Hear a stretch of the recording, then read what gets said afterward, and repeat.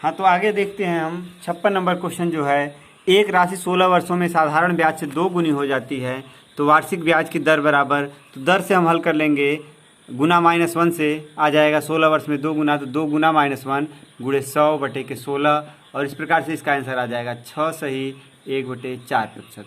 ये दर बराबर फार्मूला होता है और इस हिसाब से आ गया इसका आंसर 6 से 1/4 और इसका ऑप्शन हो गया बी, 56 का बी। 57 नंबर चलते हैं क्वेश्चन। 57 नंबर का जो क्वेश्चन है, एक समकोण त्रिभुज की 2 लंबवत भुजाएं, जो लंब हैं वो दोनों भुजाएं, मतलब एक दूसरे की जो लंब वाली भुजाएं हैं वो 5 और 12 हैं। इसका मतलब ये 5 है, ये 12 है। तो इसका देखो परिमाप पूछा है, तो ये विकर्ण चाहिए। 5 और 12 से विकर्ण निकालेंगे, कर्णी में लंब का वर्ग धन लंबाई का वर्ग धन आधार का वर्ग, इस तरह से आ जाएगा, ये आ जाएगा 13 और इसका परिमाप पूछा है, परिमाप बराबर आ जाएगा हमारा 12 धन 5 धन 13 आ जाएगा कितना 30 सेमी और ऑप्शन हो जाएगा इसका 57 का ऑप्शन नंबर डी। ठीक है, अब 58 नंबर पे चलते हैं। लिखा हुआ है 154 गुणे 18 बराबर 2772, तो 27.72 भागे 1.8 का मान। सीधे सीधे हम भाग भी दे सकते हैं और नहीं तो इसके विधि से हल करेंगे तो 18 देखो भागे क्या है 2772 भागे 1.8, इसका मतलब 2772 के नीचे हमको 18 करना है, तो 18 को नीचे कर लेंगे इधर, या सीधे सीधे भाग भी देंगे तो इसका ऑप्शन नंबर आएगा 58 का बी।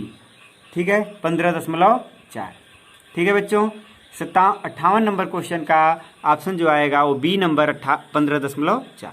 अब चलते हैं 59 नंबर क्वेश्चन। जो 59 नंबर क्वेश्चन है इसमें देखते हैं, ध्यान से देखो। एक क्रिकेट खिलाड़ी 24 पारियों में रनों का औसत 28 है, मतलब 24 पारी में 28 है, 24 पारी का औसत, तो कुल कितना हो जाएगा 24 गुणे 28।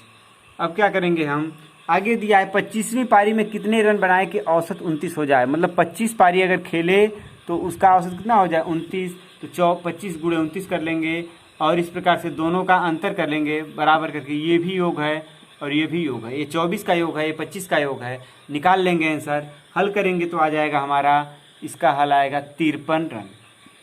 कितना आ जाएगा 53। इस प्रकार से जो है 59 नंबर क्वेश्चन का आ जाएगा हमारा option number D. 60 number question में, एक विद्यालय में 3/5 भाग लड़के हैं तथा लड़कियों की संख्या 3800 है, तो लड़कों की संख्या, देखो बच्चों लड़कों की संख्या पूछा है, इसमें बहुत सारे बच्चे 2000 मार दिए हैं, क्यों जो 2000 आएंगे वो कुल बच्चों की संख्या आया है। देखो अगर 3/5 लड़के हैं तो लड़कियां कितनी हो जाएंगी 2/5 होंगी, और 2/5 का कितनी है 800 हैं, 2/5 में 800, तो एक में 800 गुणे 5/2 आ जाएगा कितना, आ जाएगा 400 और इस प्रकार से हो जाएगा 2000 जो हुए, कुल अगर 2000 हो रहे हैं तो लड़कों की संख्या पूछा है, लड़के कितने हैं 3/5 का 3/5 निकाल देंगे और आ जाएगा कितना 1200, ये 1200 छात्र हो जाएंगे लड़के। ठीक है बच्चों, और इसका आंसर हो जाएगा 60 नंबर का ऑप्शन नंबर सी।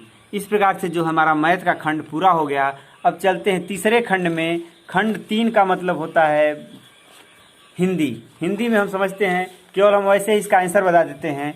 हिंदी का जो है देखो लिखा हुआ है, दीपक उत्साहित था। उत्साहित शब्द का अर्थ, तो उत्साहित था माने प्रसन्न। ठीक है, बहुत प्रसन्न होगा। यहाँ पे विश्वस्त है, बहुत प्रसन्न है, व्यस्त है, निराश है, तो इसका आंसर हो जाएगा बहुत प्रसन्न।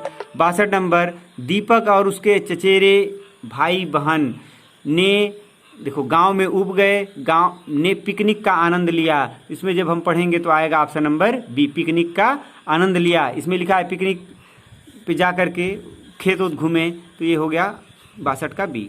63 नंबर, दीपक अपने के साथ पिकनिक पर गया, तो माता पिता नहीं बल्कि चाचा और चचेरे भाई के साथ, ऊपर लिखा हुआ है अपने चाचा जी और चचेरे भाई के साथ गया हुआ है। ठीक है, तो ये हो जाएगा ऑप्शन नंबर बी।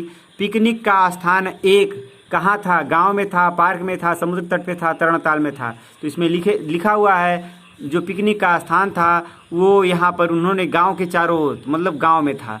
जो पिकनिक का स्थान है वो क्या है, गाँव में है। ठीक है बच्चों, आगे चलते हैं। चाचा जी ने दीपक को दिखाया कि कैसे, देखो यहाँ पे कैसे हम खाते हैं, कैसे तैरते हैं, कैसे गाड़ी चलाते हैं, कैसे चावल उगाते हैं। तो उन्होंने चाचा जी ने उन्होंने गांव के चारों ओर घूमकर खेत, धान के खेत देखे और दिखाया कि कैसे चावल उगाया जाता है, तो उसका ऑप्शन नंबर हो जाएगा डी।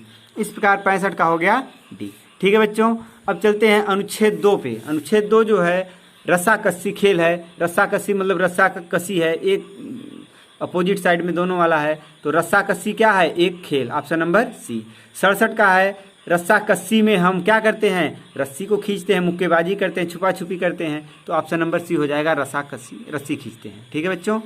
68 में चलते हैं, रस्सी के अंतिम छोर को पकड़ने वाली टीम का क्या होता है, सदस्य होता है। तो इसमें लिखा हुआ है टीम के सबसे शक्तिशाली सदस्य को चाहिए कि वह रस्सी के अंतिम छोर में, तो टीम का जो शक्तिशाली सदस्य है वो क्या होगा, सब अंतिम छोर में जो होगा वो क्या होगा, सबसे शक्तिशाली, ऑप्शन नंबर सी। आगे चलते हैं 69 में, टीम जो बीच की रेखा के पार खींच ली जाती है। देखो जो खींचता है वो तो विजयी होता है, और जो खींचा जाता है वो क्या हो जाएगा, वो हार जाएगा।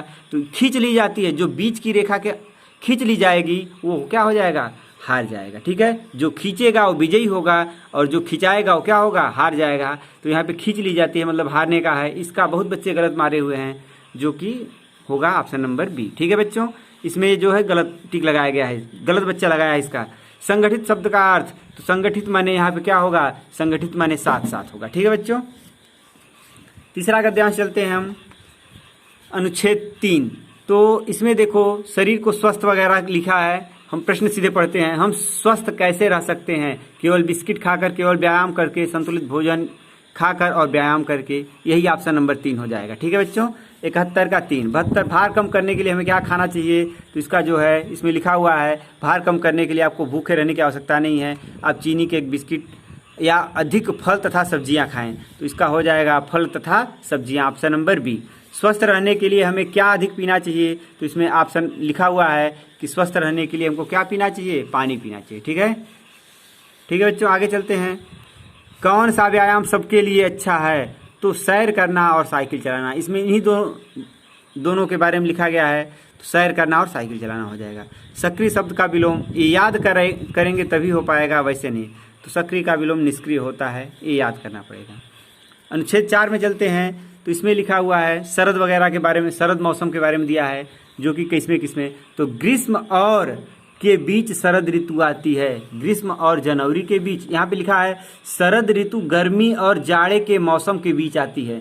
तो सर्दी का जो शरद ऋतु है वो गर्मी और जाड़ा, तो जाड़ा इस ऑप्शन में लिखा ही नहीं है, तो जाड़ा को हम समझते हैं शीत, शीत का मतलब ठंडा, तो जाड़े का मतलब क्या हो जाएगा, शीत। तो इसका ऑप्शन जो होगा ग्रीष्म और शीत के बीच शरद ऋतु आती है, क्योंकि शरद ऋतु जो है ग्रीष्म और जाड़े के मौसम के बीच आती है, तो जाड़ा का जो मौसम है उस शीत ऋतु से समझ सकते हैं। ठीक है, जनवरी होगा नहीं, बसंत होगा नहीं। ऐनांत का मतलब होता है सूर्य का आगे पीछे चला जाना।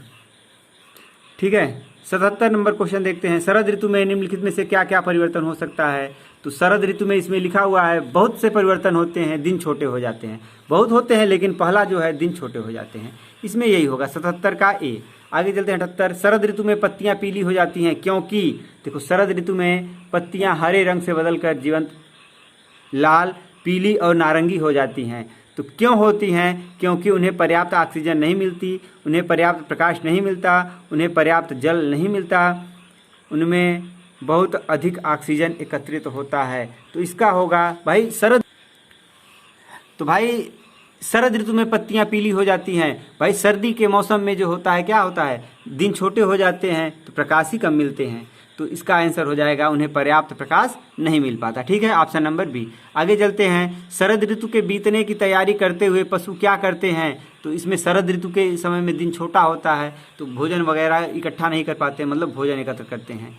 बीतने की तैयारी में पशु क्या करते हैं, भोजन एकत्र करते हैं, इसमें लिखा हुआ है। ठीक है, भोजन पर्याप्त भोजन एकत्र करने लग जाते हैं। ठीक है, तो ये हो जाएगा ऑप्शन नंबर 1। और 80 है, बिछी हुई के लिए दूसरा शब्द हो सकता है। तो इस गद्यांश में हम देखेंगे कहाँ बिछी हुई लिखा हुआ है, तो लिखा हुआ है घास पर अब ओस नहीं बिछी होती।